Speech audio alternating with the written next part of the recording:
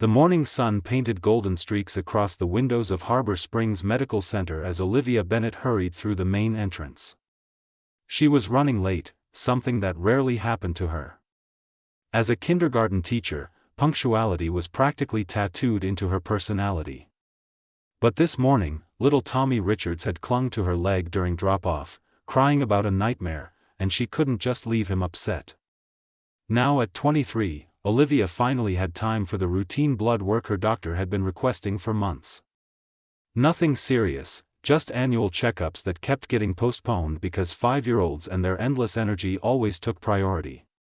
She loved her job at Sunshine Elementary, loved the finger paintings that covered her small apartment walls, loved the way children saw magic in ordinary things. The reception area buzzed with quiet activity. Olivia approached the desk, tucking a strand of honey blonde hair behind her ear. Her simple floral dress and worn ballet flats marked her as someone who valued comfort over fashion. "Good morning. I'm here for my 9:30 appointment. Olivia Bennett." The receptionist, a middle-aged woman with reading glasses perched on her nose, barely looked up. Her fingers danced across the keyboard with practiced efficiency. "Bennett. Yes, here you are. Take the south elevator to the 7th floor, room 714. Olivia thanked her and headed toward the elevators, already mentally planning her afternoon lesson about butterflies. She had promised her students they would make caterpillar crafts from egg cartons.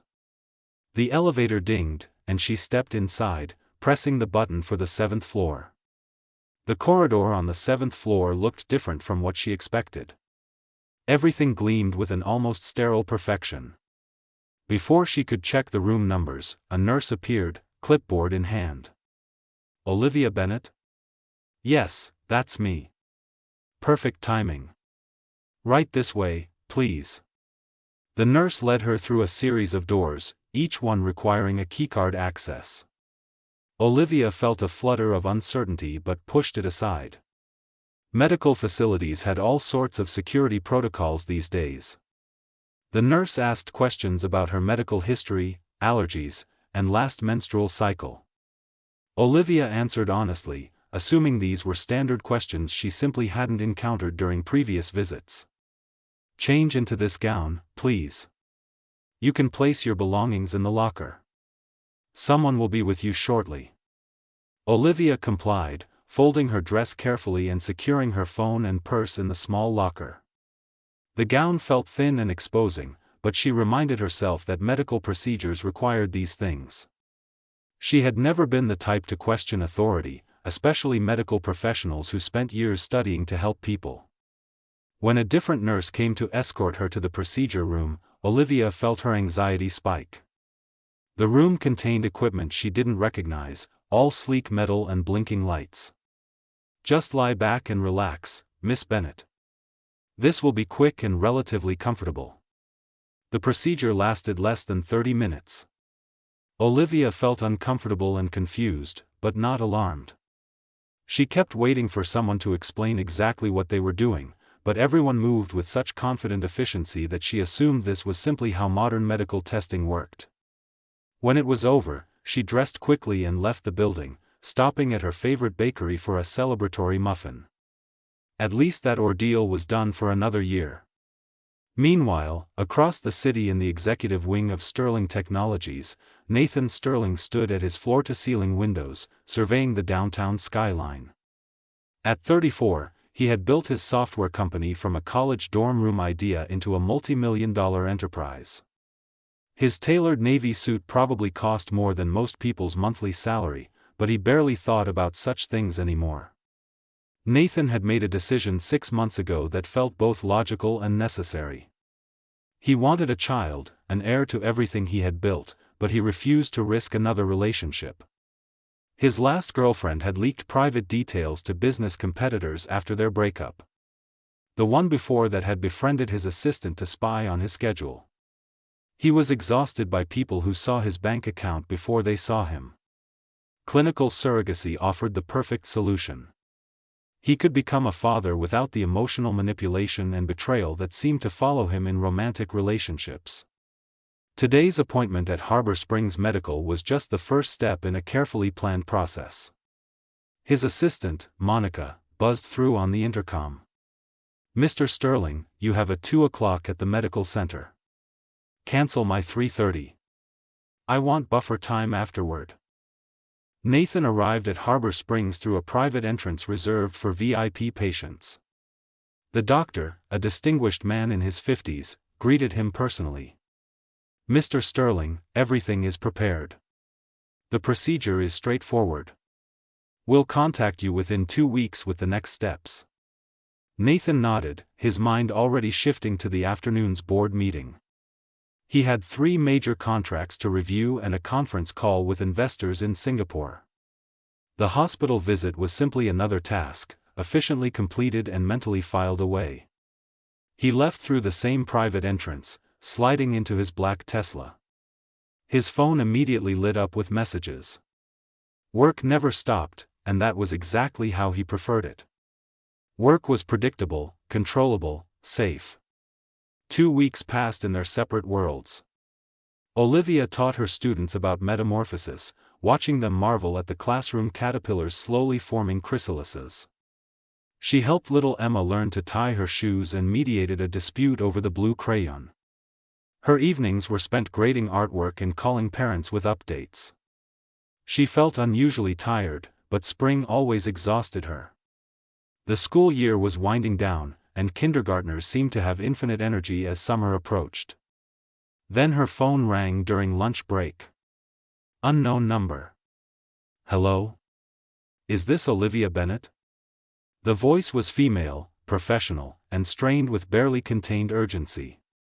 "Yes, speaking. Who is this?" "This is Dr. Patricia Morrison from Harbor Springs Medical Center. Miss Bennett, I need you to come to the hospital immediately. There's been a serious situation regarding your recent visit." Olivia's heart dropped into her stomach. Her lunch suddenly felt like lead. A situation? What kind of situation? Did my blood work show something wrong? Is it cancer? I need to explain this in person. How quickly can you get here? I can leave right now. Please, you're scaring me. Just tell me what's happening. Ask for me at the 7th floor nurses' station. Come as soon as possible. The line went dead. Olivia stared at her phone, her hands trembling. She grabbed her purse and rushed to the principal's office, barely coherent as she explained the emergency. Her mind raced through terrifying possibilities during the entire bus ride. By the time she reached Harbor Springs Medical Center, tears were already streaming down her face. Dr. Morrison waited with 2 other staff members and a woman in an expensive suit who introduced herself as the hospital's legal director. The conference room felt suffocating. "Miss Bennett, please sit down. Just tell me what's wrong. Please." Dr. Morrison took a deep breath. "There was a catastrophic administrative error during your visit 2 weeks ago. Due to a mix-up in patient files and departmental protocols, you were mistakenly sent to our fertility clinic instead of the laboratory for blood work." Olivia stared, not comprehending. "What does that mean?" "You were given an artificial insemination procedure intended for another patient. Miss Bennett, I need you to understand what I'm about to say. The procedure was successful. You're pregnant." The room spun. Olivia gripped the armrests of her chair, feeling like the floor had disappeared beneath her. "No. That's not possible. I've never been with anyone. I was waiting for marriage, for someone special." "You're lying. This is some horrible mistake. I wish it were. We've confirmed the pregnancy through multiple tests. There is no doubt." Olivia's voice broke into sobs. "How could you do this? I trusted you. I came here for simple blood work, and you've destroyed my life." A sharp knock interrupted her anguish. The door opened, and Nathan Sterling entered, his expression thunderous. His lawyer followed closely, already taking notes. "Someone explain immediately why I've been pulled out of a critical meeting." Dr. Morrison stood, her face pale. "Mr. Sterling, thank you for coming. Please sit down. This concerns you directly." "I'll stand. Talk." The doctor explained the situation again. Nathan's face transformed from confusion to disbelief to rage within seconds. "You used my genetic material on some random person? Are you completely incompetent?" He turned and saw Olivia for the first time, really saw her. She was young, plainly dressed, with tears streaming down her face. She looked absolutely shattered. Something in her expression made his automatic anger pause. This wasn't a woman who looked like she had planned anything. "And you are?" His voice softened slightly. "Olivia Bennett." She could barely speak through her tears. "I just came for blood work. I didn't want any of this. I didn't want any of this." Nathan felt something unexpected, a pull of recognition. They were both victims here. "Neither did I." He looked back at the doctor, his voice cold and controlled. "I want every document related to this disaster. And I want Miss Bennett's contact information. We need to talk privately." Olivia sat alone in the hospital chapel, a small quiet room on the second floor that she had discovered while fleeing the conference room. The stained glass windows cast colored patterns across the wooden pews, but she barely noticed their beauty. Her whole body trembled as reality crashed over her in waves. Pregnant. She was pregnant with a stranger's child because of an unforgivable mistake. Her phone buzzed with messages from her mother, from her principal, from concerned friends wondering why she had left work so suddenly. She couldn't answer any of them. What could she possibly say? How could she explain something she barely understood herself? 20 minutes passed before she heard footsteps in the doorway. Nathan Sterling stood there, his expensive suit somehow looking rumpled now, his confident demeanor replaced with something more human and uncertain. "May I come in?" Olivia nodded, not trusting her voice. Nathan sat 2 pews away, maintaining respectful distance. For a long moment, neither spoke. The silence felt heavy with shared trauma. "I don't know what to say," Nathan finally admitted, his voice low and rough. "Every word that comes to mind sounds inadequate or insulting." "Then maybe don't say anything," Olivia whispered. "Maybe we just sit here and try to accept that our lives were destroyed by someone's carelessness." Nathan turned to look at her properly. Her eyes were red and swollen from crying, her simple dress wrinkled from clutching the fabric. She looked young and vulnerable and completely out of place in this nightmare. "How old are you?" 23. "I'm a kindergarten teacher at Sunshine Elementary. I spend my days teaching children their letters and wiping noses and breaking up arguments over crayons. My biggest worry yesterday was whether we had enough construction paper for our butterfly project." Her voice cracked. "I had a plan for my life. I was going to meet someone kind, fall in love properly, get married in my mother's wedding dress, and then maybe have children. That order mattered to me. It really mattered." Nathan felt something twist in his chest. He understood loss of control, but her loss felt more profound somehow.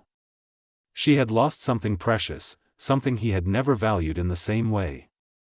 "I'm 34. I run Sterling Technologies. I made this choice deliberately because I wanted a child without relationship complications. I thought I was being smart and careful." He laughed bitterly. "Turns out careful doesn't matter when the system completely fails." "What happens now?" Olivia asked, finally looking at him. "Do we just pretend this didn't happen? Can I even do that?" The hospital mentioned options. Termination, adoption, moving forward with the pregnancy. Olivia's hand moved instinctively to her still flat stomach. The gesture was unconscious but protective. "I don't know what I believe about all of this. I just know that none of this is the baby's fault. This child didn't ask to be created in chaos and confusion." "No," Nathan agreed quietly. The child is innocent in all of this. They sat in silence again, but it felt less suffocating now. Two strangers bound together by the most bizarre circumstances, trying to find solid ground in shifting sand. "We should probably exchange numbers," Nathan finally said. "Whatever happens next, we'll need to communicate." Olivia pulled out her phone with shaking hands. They traded contact information with the awkward formality of a business transaction, which felt absurd given the intimacy of their situation. "Can we meet tomorrow?" Nathan asked. "Somewhere neutral, not here. We need to talk without doctors and lawyers hovering. There's a small cafe near my school. The Honey Pot. It's quiet in the afternoons. 3 o'clock? Okay." Nathan stood to leave, then paused. "For what it's worth, I'm sorry this happened to you." "Truly sorry." Olivia just nodded, fresh tears spilling down her cheeks. The next afternoon, Olivia arrived at the Honey Pot 15 minutes early, her stomach churning with anxiety. She ordered chamomile tea she couldn't drink and chose a corner table away from the windows. Her students had asked why she looked sad today. She had blamed allergies and felt terrible for lying to 5-year-olds who trusted her completely.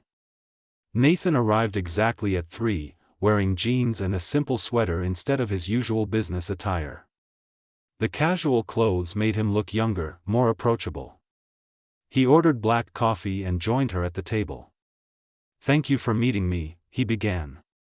"We don't really have a choice, do we?" Olivia stirred her tea nervously. "Our lives are connected now whether we like it or not." "True, but we do have choices about how we handle this situation." Nathan leaned forward slightly. "I've been thinking about this non-stop. I barely slept last night. And I keep coming back to one thing. This child deserves better than two people who resent the circumstances of conception." "I don't resent the child," Olivia said quickly. "I resent the hospital, the incompetence, the violation of my body and choices. But the baby is just a baby." "Exactly." Nathan's expression softened. "So maybe we start there. Whatever else is complicated between us, we agree that this child deserves parents who will try their best." "Parents," Olivia repeated the word slowly. "That sounds so strange. I'm barely an adult myself sometimes." "You teach kindergarten. You're probably more prepared for parenthood than most people." A tiny smile touched Olivia's lips despite everything. "Teaching other people's children and raising your own are completely different things. Plus, I live in a tiny studio apartment. I have student loans. My salary barely covers my expenses. How am I supposed to afford a baby?" "That's something I can help with," Nathan said carefully. "Medical bills, baby supplies, whatever you need. I know money doesn't fix the emotional aspects, but practical matters exist regardless." Olivia wanted to refuse out of pride, but pride wouldn't pay for prenatal vitamins or doctor visits. "Okay. But I don't want charity. I want us to be clear about expectations and boundaries." "Fair enough. What do you need from me?" Olivia hadn't expected the question. She had assumed he would dictate terms, not ask for her input. "Honesty. Respect. And if you're going to be involved, really be involved. Don't just write checks and disappear. This child will need more than financial support." "I agree completely." Nathan pulled out his phone. "My lawyer sent over the hospital's preliminary settlement offer. It's substantial, but I don't think we should accept it yet. We need our own representation, someone who will protect both our interests and the child's. I can't afford a lawyer like you probably have. I'll cover it. This isn't about winning or losing against each other. We're on the same side here, whether we plan to be or not." Over the next 2 weeks, they met 4 more times. Each conversation revealed more about their vastly different worlds.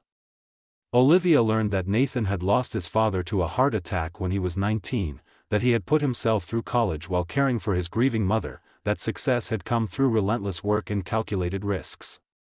He collected vintage comic books, secretly loved romantic comedies, and couldn't keep houseplants alive despite multiple attempts. Nathan discovered that Olivia had grown up in a small coastal town, that her father had been a fisherman who taught her to see beauty in simple things, that her mother Grace had raised her alone after he died in a storm.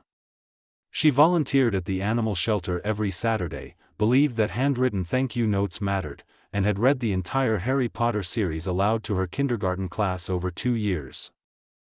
They were completely different people from completely different worlds. Yet something was forming between them, not romance exactly, but a foundation of mutual respect and understanding. The first ultrasound appointment arrived on a rainy Tuesday morning. Olivia had asked if Nathan wanted to come, half expecting him to decline. Instead, he had cleared his entire morning schedule without hesitation. In the examination room, Olivia lay on the table while Nathan stood beside her, both of them holding their breath. The technician applied cold gel and moved the transducer across Olivia's stomach. Then they heard it. The rapid, fluttering heartbeat that seemed impossibly fast and undeniably real. Olivia gasped, tears immediately filling her eyes. Nathan reached out instinctively and took her hand. She didn't pull away. On the screen, a tiny form appeared, barely distinguishable but unmistakably alive. A small human being with a beating heart and the beginning of arms and legs. "Everything looks perfectly healthy," the technician said cheerfully. "Would you like pictures?" "Yes," they answered simultaneously, then looked at each other in surprise. Walking to the parking lot afterward, neither spoke. Nathan still held the ultrasound photos, studying them like they contained answers to questions he hadn't known to ask. The rain had stopped, leaving everything fresh and clean. "That was real," Olivia said softly, wrapping her arms around herself. "Very real," Nathan agreed. He looked at her, really looked at her. "How are you feeling?" "Terrified. Overwhelmed. But also connected to this tiny person in a way I didn't expect. Does that sound strange?" "No. I felt it too." He paused, choosing his words carefully. "Olivia, I know this started in the worst possible way. But that's my child too. Our child. I want to be involved, really involved like you said. Not just writing checks from a distance." "What does that mean exactly?" "I don't know yet, but I want to figure it out with you. Maybe I could come to the next appointment. Maybe we could take a prenatal class together. Maybe I could meet your mother." Olivia stopped walking and turned to face him fully. "You want to meet my mother? You're carrying my child. That makes us family in some strange way. I'd like to know the people who matter to you." Something shifted in Olivia's chest, a cautious warmth spreading through the fear and uncertainty. "Okay. But I'm warning you, my mother is protective and won't be easily impressed by expensive suits and tech company success." "Good," Nathan said seriously. "She shouldn't be." The dinner happened the following Sunday at Grace Bennett's small house in the suburbs. The modest neighborhood with its well-kept lawns and children's bikes in driveways felt worlds away from Nathan's downtown penthouse. Grace answered the door, a woman in her late 50s with silver-streaked brown hair and eyes that missed absolutely nothing. "So you're the man whose mistake got my daughter pregnant," she said bluntly before Nathan even crossed the threshold. "Mom!" Olivia protested from behind her. "It's okay," Nathan said calmly. "Mrs. Bennett, you have every right to be angry and protective. I would feel the same way if I were in your position." Grace studied him for a long moment, then stepped aside. "Well, come in then. Dinner's getting cold." The meal was simple but delicious, pot roast with vegetables and homemade rolls. Nathan complimented everything sincerely, asked thoughtful questions, and listened more than he spoke. He learned that Grace worked as a nurse at the community hospital, that she had raised Olivia alone after being widowed at 35, that she had never remarried because no one compared to her first love. "My daughter tells me you run some tech company," Grace said over dessert. "Sterling Technologies. We develop software for healthcare systems, ironically enough. And you wanted a baby without the bother of a relationship." "Mom, that's not fair," Olivia interjected. Nathan held up his hand gently. "No, it's a fair question. Mrs. Bennet, I've been hurt badly by people who saw my bank account before they saw me. I thought I was being smart by avoiding that complication. I was wrong. Life doesn't work in neat, controlled ways. Your daughter has taught me that." Grace's expression softened slightly. "Olivia is the best thing that ever happened to me. She deserves someone who sees how special she is." "I'm beginning to," Nathan said quietly, glancing at Olivia. Spring turned to summer, and Olivia's body began showing the undeniable evidence of new life growing within her. Her simple dresses no longer fit comfortably, replaced by flowing tops that accommodated her expanding belly. The children at Sunshine Elementary noticed immediately, their innocent questions both endearing and challenging to answer. Nathan had become a constant presence in her life, though neither of them quite knew what to call their relationship. He showed up at prenatal appointments with questions written in a leather notebook. He researched everything from proper nutrition to developmental milestones. He even attended a kindergarten end-of-year celebration, sitting on a tiny plastic chair while 5-year-olds performed an enthusiastic but chaotic rendition of a song about seasons. "You were really good with them," Olivia said afterward as they walked through the parking lot. Her hand rested on her belly, a gesture that had become natural. "They're honest. I appreciate that. When little Marcus asked if I was your husband, he genuinely wanted to know. No hidden agenda." "What did you tell him?" "That we're friends taking care of a baby together." He seemed satisfied with that answer. Olivia smiled but felt a strange ache in her chest. Friends seemed both accurate and completely inadequate for what they had become to each other. Nathan had started showing up at her apartment with groceries every week, claiming he was passing through the neighborhood despite the obvious detour from his usual route. He fixed her leaking faucet, assembled a bookshelf she had been avoiding, and brought takeout from restaurants she would never have tried on her own. One Saturday afternoon, he arrived with paint samples and measuring tape. "What are you doing?" Olivia asked, opening the door to find him loaded with supplies. "Your lease is up next month. You mentioned the building has a 2-bedroom unit available on the 3rd floor. Better for a baby than a studio. I thought we could look at it together, maybe start planning the nursery." "Nathan, I can't afford a 2-bedroom in this building. The rent increase would eat my entire paycheck. What if I covered the difference?" "Before you argue, think about it practically. You need more space. The baby needs a proper room. Let me help with this." Olivia wanted to refuse, but she was 6 months pregnant and exhausted from climbing stairs to her 4th-floor studio. Pride seemed less important than practicality these days. "Okay, but we write up an agreement. I don't want to feel like I owe you something I can't repay." "You don't owe me anything. We're doing this together, remember?" The new apartment was perfect, spacious and bright with large windows overlooking a small park. Nathan insisted on hiring movers for her belongings, then spent an entire weekend helping her unpack and organize. His sleeves rolled up, hair falling across his forehead, he looked nothing like the intimidating businessman from the hospital months ago. They painted the nursery together, choosing a soft sage green that felt peaceful and gender-neutral. Nathan had opinions about everything from the crib placement to the lighting fixtures. Olivia discovered he had been watching parenting videos late at night, researching safety standards and developmental recommendations. "You're really taking this seriously," she observed, watching him carefully assemble the crib. "Of course I am. This is my child. Our child. I want to do everything right. Nobody does everything right with parenting. My mom says you just love them and try your best. Nathan looked up at her, his expression vulnerable in a way she rarely saw.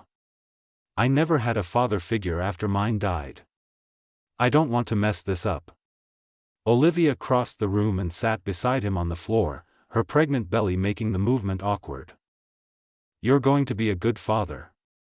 I can tell by how much you care, how hard you're trying. That matters more than perfection. Their eyes met and held. Something unspoken passed between them, a recognition that their feelings had shifted into territory neither had expected or planned. Nathan reached out and gently touched her belly. The baby kicked immediately, as if responding to his presence. Did you feel that? Olivia laughed. I did. That's amazing. His hand remained on her stomach, warmth spreading through the thin fabric of her shirt. The moment stretched between them, loaded with possibility. Nathan leaned forward slightly, his intention clear. Olivia's breath caught. But before their lips could meet, her phone rang shrilly, shattering the moment. It was Grace, checking on the apartment progress. Nathan pulled back, clearing his throat awkwardly. They finished assembling the crib in charged silence, both pretending the almost kiss hadn't happened. The prenatal classes started the following week, held every Tuesday evening at the community center. Couples filled the room, holding hands and sharing excited whispers.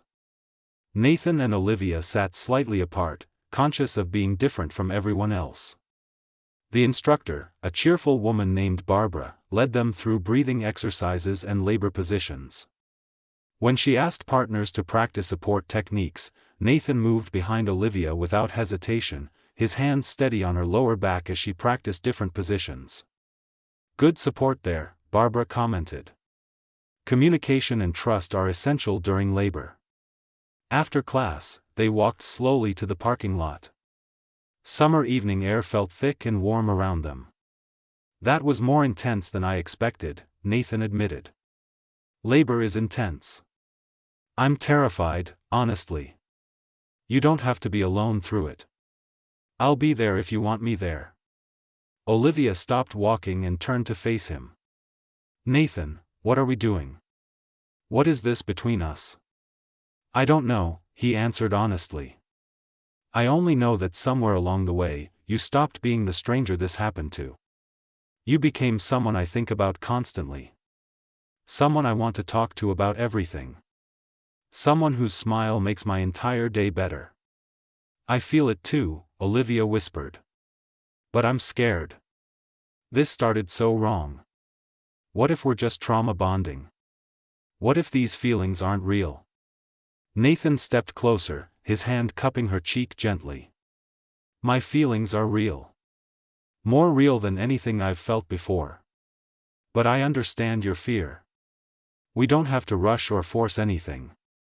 We just keep being honest with each other.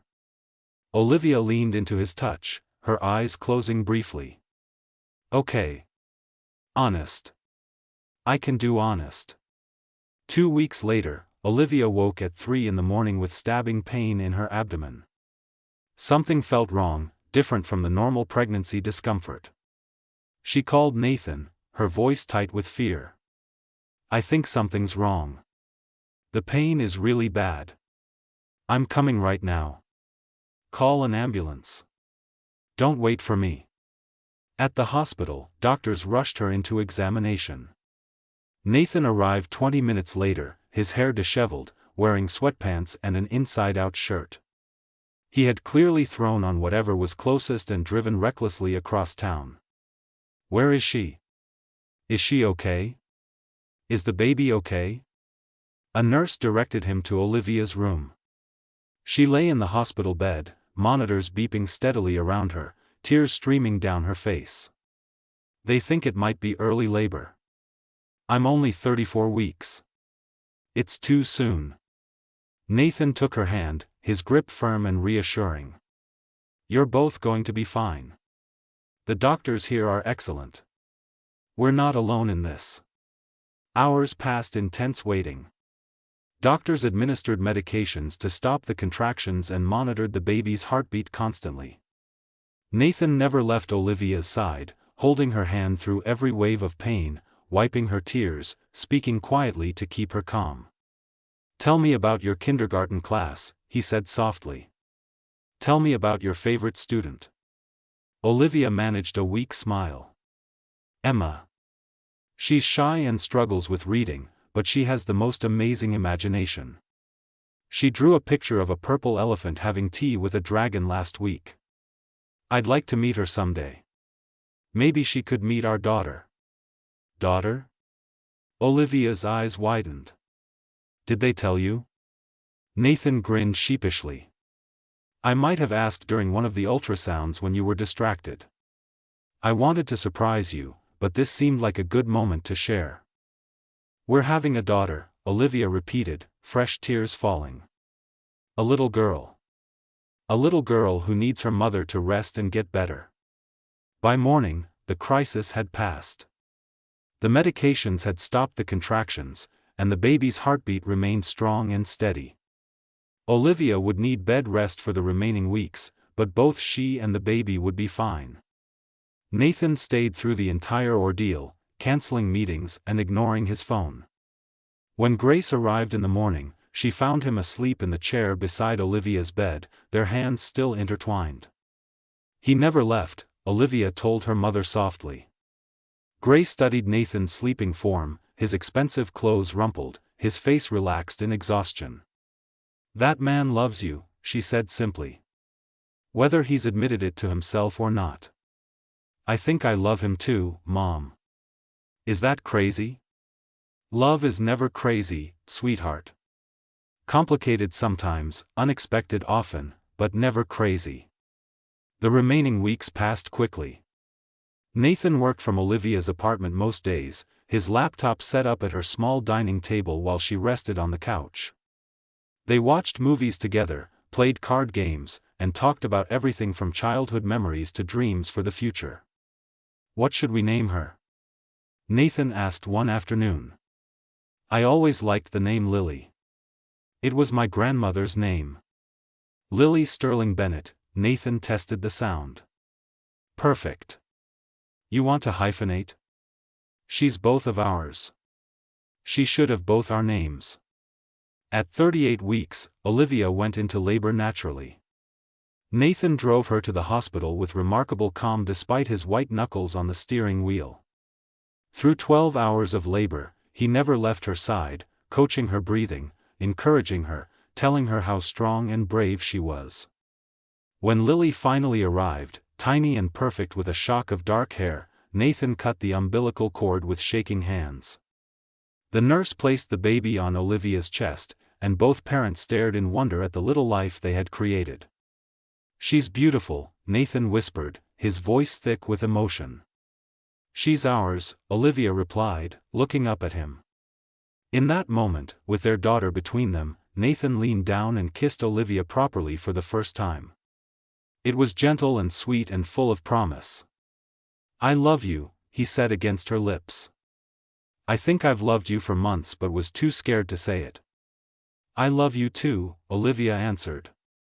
"So much it terrifies me." "Marry me," Nathan said suddenly. "Not because of the baby or obligation. Marry me because I can't imagine my life without you in it. Because you've taught me what real love looks like." Olivia laughed through happy tears. "That's the worst proposal ever. I just gave birth.